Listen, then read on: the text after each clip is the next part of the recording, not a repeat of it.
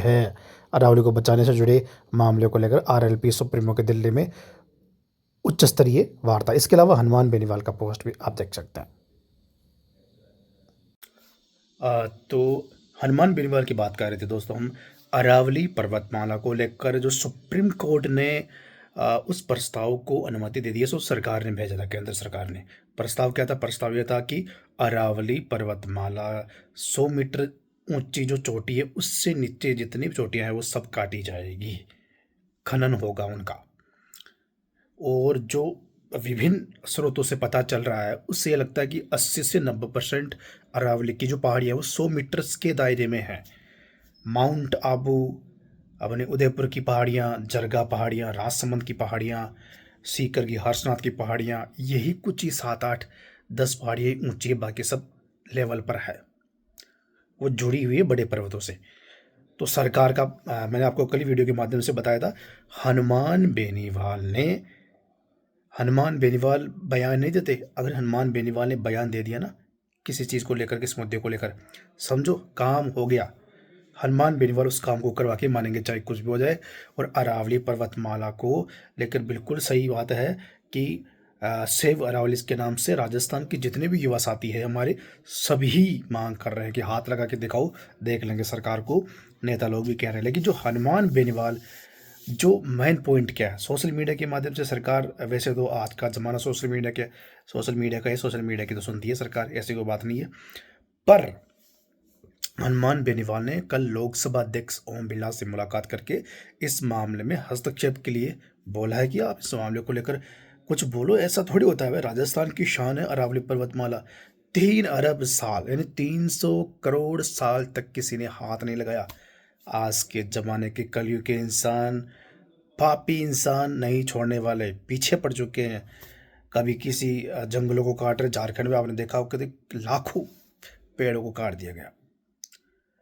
जितनी जनसंख्या बढ़ रही है उतनी रिक्वायरमेंट बढ़ रही है, लेकिन बात वो नहीं है। यहाँ पर है लीज पर देने का इरादा है। जो जितने भी हैं सरकार के लेवल पर जो काम करते हैं उनको यानी भ्रष्टाचार, यानी जो हनुमान बेनीवाल हमेशा बजरी माफिया का मुद्दा उठाते हैं। और कौन माफिया है? ये तो माफिया है, खनन माफिया। ठीक है। अब हनुमान बेनीवाल ने अपने ऊपर ये बेड़ा उठाया है कि अरावली पर्वतमाला को हाथ लगा के देखो। नहीं लगा सकते हाथ। 300 करोड़ साल तक यार किसी ने हाथ नहीं लगाया। हमेशा ही सबका भला करिए अरावली पर्वतमाला। राजा महाराजाओं के टाइम पे, महाराणा प्रताप के टाइम पर जो है इनके बीच तो, इनके ऊपर तो युद्ध हुआ था। सुरक्षा कवचता मेवाड़ का ये अरावली पर्वतमाला। आज भी अपन जितने भी बड़े बड़े किले देखते हैं अपन, जैसे तारागढ़ का किला अजमेर में ऊंची चोटी पर स्थित है। माउंट आबू ऊंची चोटी पर है। कुंभलगढ़ ऊंची चोटी पर स्थित है। चित्तौड़गढ़ ऊंचे पठार पर स्थित है। और अपने उदयपुर सिटी, खुद पूरा शहर उदयपुर पहाड़ी पर ही स्थित है। एक तरफ झीलें पहाड़ों पर स्थित है। माउंट आबू की नक्की झील पहाड़ी पर स्थित है। मतलब नेचुरली प्राकृतिक पहाड़ी अरावली पर्वत श्रृंखला को आप उजाड़ना चाहते हैं। और वैसे भी दोस्तों ये कोई छुपाने वाली बात थोड़ी। आज सुबह ही मैं गया था कहीं इधर सांबर की तरफ। वहाँ तो खनन काफ़ी सालों से हो रहा है। एक पहाड़ को आराम से मैं बता सकता हूँ 50 मीटर से ऊपर तो होगा। ठीक है। खा गए पूरे पहाड़ को। 4-5 साल से ये चल रहा, बिल्कुल खा गए पहाड़ को। और जो भूपेंद्र यादव बोल रहे हैं ना कि भाई ऐसा कोई खनन, ऐसा कोई नहीं हो रहा है, ये हो रहा है ना। उदयपुर में सबसे ज़्यादा पहाड़ तोड़े जा रहे हैं आज की तारीख में, खुद भूपेंद्र यादव ने कहा।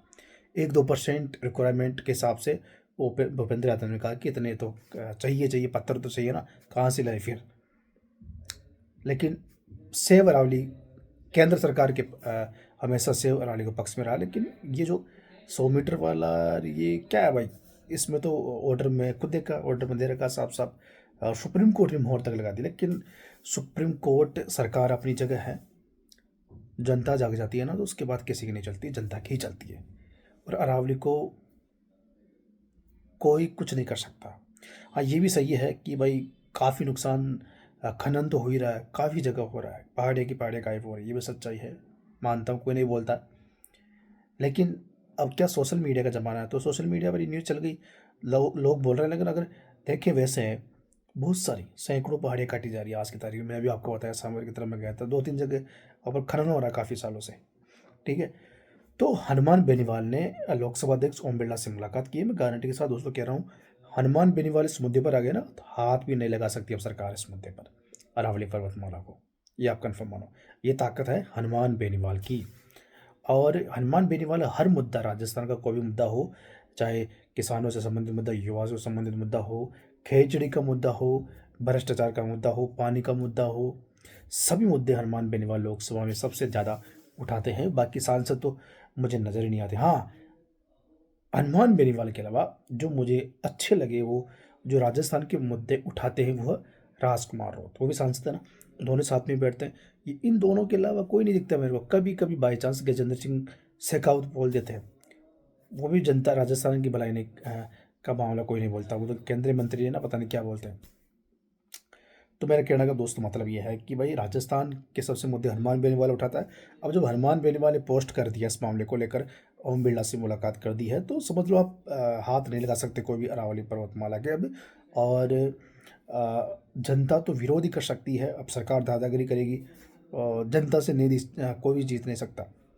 जनता इतनी मजबूत है, अगर वो एक इकट्ठी हो जाए ना, कोई सी भी सरकार आ जाए, कोई भी कानून नहीं थोप सकती। किसान आंदोलन वापस लिया। मैं ये नहीं बोल रहा कि गुंडागर्दी करना, बिल्कुल नहीं, देश अपना ही है, तोड़ फोड़ अपनी चीज़ों को तोड़ेंगे, वो बात अलग है। लेकिन किसान आंदोलन में अगर वो बिल सही थे, सरकार ने वापस क्यों लिया? इसका मतलब गड़बड़ था कुछ, परफेक्ट कोई नहीं है। देखो, नरेंद्र मोदी को वोट मैंने भी दिया है, और आज की तारीख में ये भी सही है कि नरेंद्र मोदी से ज़्यादा पॉपुलर नेता भारत में नहीं है, ये मैं मानता हूँ। लेकिन जो वो बोलते थे वैसा उन्होंने किया नहीं। कैसे? अरावली का मामला देख लो आप। चल, किसानों का जो बिल था वो वापस क्यों लिया? शुरू से ही ले लेते, उसको ले लेते, क्यों इतना माहौल बनने दिया सरकार के खिलाफ? ठीक है, तो परफेक्ट कोई नहीं है। मोदी ने जो बोला था, चलो कुछ किया है नहीं किया, मैं उस चीज़ में जाऊंगा नहीं। अपना इतना है कि भाई अरावली पर्वतमाला को हानि नहीं पहुंचाई जाए। सुप्रीम कोर्ट को इस मामले को दोबारा देखना चाहिए, और जनता की आवाज़ के सामने कोई नहीं जी सकता, सुप्रीम कोर्ट भी बाद में है। ठीक है, और हनुमान बेनीवाल ने ये मुद्दा उठा लिया, तो समझ लो अब अरावली पर्वतमाला को कोई हाथ लगाने की हिम्मत नहीं करेगा।